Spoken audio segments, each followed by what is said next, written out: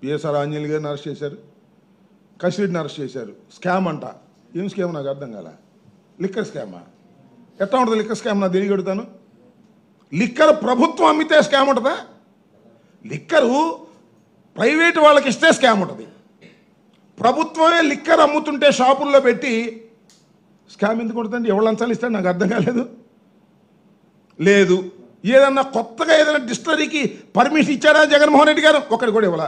ఇవ్వకుండా లంచాలు ఇస్తారా? గత ప్రభుత్వం కన్నా, అంటే చంద్రబాబు నాయుడు గారి ప్రభుత్వం కన్నా తక్కువ రేటుకి అమ్మితే లంచాలు ఇస్తారండి? ఉన్న బెల్ట్ షాపులు రద్దు చేస్తే లంచాలు ఇస్తారా? ఇస్తే లంచాలు ఇస్తారా? లేదు, పర్మిట్ రూములు ఎత్తేస్తే లంచాలు ఇస్తారా? ఉంచితే లంచాలు ఇస్తారా? మేము వచ్చాం, బెల్ట్ షాపులు ఎత్తేసాం, పర్మిట్ రూములు ఎత్తేసాం, ప్రైవేట్ ఇక్కడ నుంచి తీసేసాం, ప్రభుత్వం ఏమో నడిపింది, ఒక్క డిస్టరీకి పర్మిషన్ ఇవ్వలేదు, అన్ని డిస్టరీకి సమానంగా ఆర్డర్లు ఇచ్చాం. మాకు ఎవరు లంచాలు ఇస్తాడు? నాకు అర్థం కాలేదు. లేని స్కామ్ను సృష్టించటం,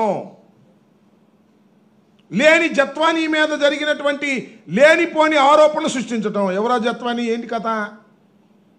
ఒక కంప్లైంట్ ఇస్తే ఒక విద్యాసాగరరావు దాన్ని రిజిస్టర్ చేశారు, చట్టబద్ధంగా తీసుకెళ్లారు. ఆమె గురించి నేను ఎక్కువ మాట్లాడకూడదు, కానీ ఆమె చరిత్ర ఎంతా తెలుసు. బాంబేలో ఆమె చరిత్ర ఏంటో అందరికీ తెలుసు. షీ ఈజ్ ద బ్యాక్ మైలర్ అని చాలామందికి తెలిసినటువంటి విషయం. ఆమెను పట్టుకొచ్చారు, ఒక ఆడకూతురు, పెద్ద ప్రచారం చేశారు. ముందు ఒక కారు, వెనక ఒక కారు, ఆమె ఎస్కార్ట్ పెట్టి తీసుకెళ్లారు. ఆమె మీద కేసు, ఆమె చేత కంప్లైంట్ ఇప్పించారు. ఇప్పించి కేసు పెట్టి 3 IPS అధికారుల మీద కక్ష సాధించేటటువంటి కార్యక్రమం చేస్తున్నారు. ఎక్కడికి వెళ్తున్నారండి చంద్రబాబు నాయుడు గారు? మీరు ఏం చేస్తున్నారు? మీరు ఈ రాష్ట్రంలో ఒక దుర్మార్గమైన పరిపాలన చేస్తున్నారు. సరే, అది వేరే విషయం. ఆ దుర్మార్గమైన పరిపాలనతో పాటు ఎవరిని పడితే వాళ్ళని అరెస్ట్ చేసేస్తాం అంటే రేపు ప్రభుత్వాలు శాశ్వతంగా ఉంటే